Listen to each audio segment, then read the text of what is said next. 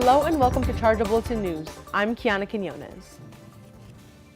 The National March for Our Lives will take place on Saturday, March 24th, a response to the shooting at Marjorie Stoneman Douglas High School last month. Students from the Florida school organized a campaign to improve gun safety, including a national school walkout last week. Marches will be taking place across the country, with one in Hartford and Guilford. We now go to Francesca Fontanez with more. Thanks, Kiana.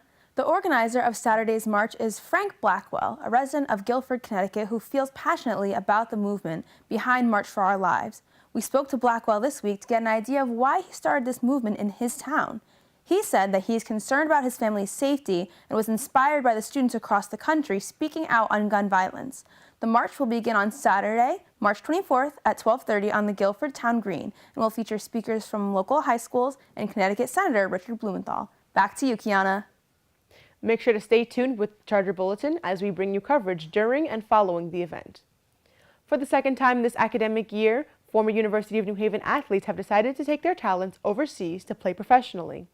Class of 2015 women's soccer alumna Amber Sims will play in Sweden, while 2017 alumna Charlie Schecht signed a contract in Ireland with Galway FC.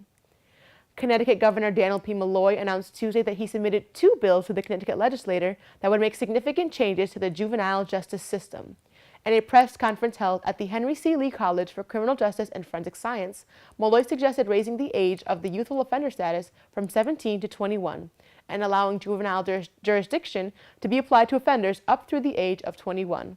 The governor's office said the reason for the proposal is to prevent mistakes from, quote, having permanent and life-altering consequences from impulsive and reckless behavior typical of their age group, end quote.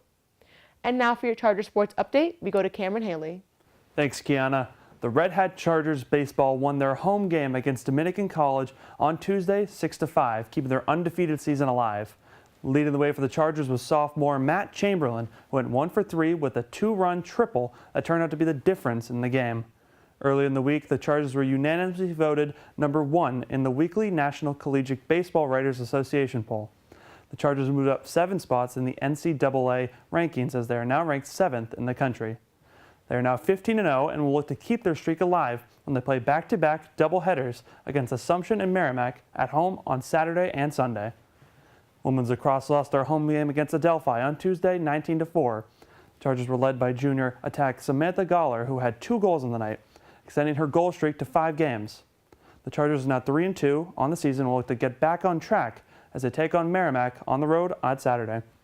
Make sure to tune into The Charge Up this Monday to see an exclusive interview with women's track and field breakout star Riley Neebs as she and the team prepare for their outdoor season. And that's all for your Charger Sports Update, and back to you, Kiana. I'm here with grad student Will Ciccone, a member of the University of New Haven Chargers Marching Band. He's here to talk to us about some new updates coming this season. So what kind of updates or what can we see coming next for this season? So as most people should know at this point, our show this past year was our Paul Simon show called Bridge, comprising of mostly Paul Simon tunes such as Bridge Over Troubled Water, Late in the Evening, You Can Call Me Al. This season, not going to give too much yet to keep everyone on their toes, but we are doing a love-themed show. It's called The Power of Love. And the most I'll say about that right now is I'll give you guys 2 songs that we're doing. One is our ballad, which is our slower tune. It's comprised of a medley of Ed Sheeran's Perfect and Christina Perri's 1,000 Years. Oh. And I guess I'll give a more upbeat one, our drum feature, which highlights our drum line, and pretty much our dance feature where the band will get to dance around to it too, is we're going to be doing Whitney Houston's I Want to Dance with Somebody. Wow, that's going to be really exciting. And we know a few more, so I'm not going to reveal too much. I want to keep everyone on their toes to get ready for it, but it's going to be a lot of fun. So how do you decide what the theme is going to be for the season? So at the end of each season, our band director Jason and his assistant director, Dr. Casimiro, they usually will put out a Google form for us, for the students to fill out, and they'll take opinions on what the students want to have as our theme next year. So students have submitted a bunch of ideas, and I know probably a good amount of the band, over half, probably submitted ideas. So he looks at all of them, looks at all the song recommendations, and takes them all into consideration. And then overall, he comes up with what best translates well from the music onto the field, because he does have to transpose the music that's out there, because we play mostly popular tunes.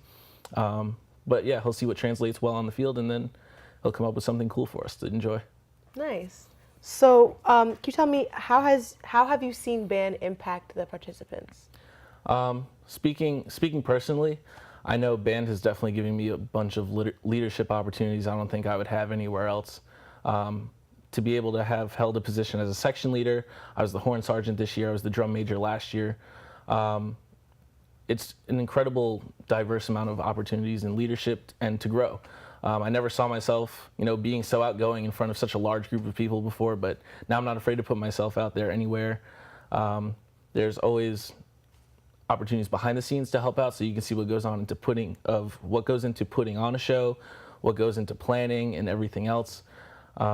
It's also a great way for students of all different majors to come together. We're not music majors, we're not music and sound recording majors. There's business majors, sport management majors, forensic science, criminal justice. Everyone is just on the field, but they're all out there because they want to do something they love, which is put on a show for a football crowd or a band crowd and just put everyone on their feet. That's amazing. Well, I want to thank you so much for joining us today. Absolutely. Thank you for having me. The Communications and E-Learning departments held the second annual Virtual Reality Symposium on Friday. Kaylee Feshler has more from the event. On March 23rd, the future of our world was introduced to the University of New Haven. And use technology to expand individuals' ideas of the world and the people in the world. Opening with keynote speaker Dr. Michael Casale, attendees explored the world of virtual reality and what initiatives have been made. The symposium offered guests to explore the ways that both virtual reality and augmented reality can help communities around the world develop empathy and explore diverse experiences, people, and cultures. The event then broke out into sessions where Catherine Mammal, the Shared Studios Director of Strategic Initiatives, introduced portals, which have already gained so much success worldwide. And when you walk inside one of these portals, you come face to face with someone in an identical portal somewhere else in the world. A sensation of feeling the same room and the same safe space together. After a long day of technological advancements, creativity, and overall development, the University of New Haven has not seen the last of these growing augmented and virtual reality innovations. For the Charger Bulletin, this has been Kaylee Feshler. That's all we have for Charger Bulletin News. Tune in Monday for a brand new episode of The Charge Up, and make sure to follow us on social media to stay up to date with the news at the University of New Haven. For the Charger Bulletin, I'm Kiana Quinones.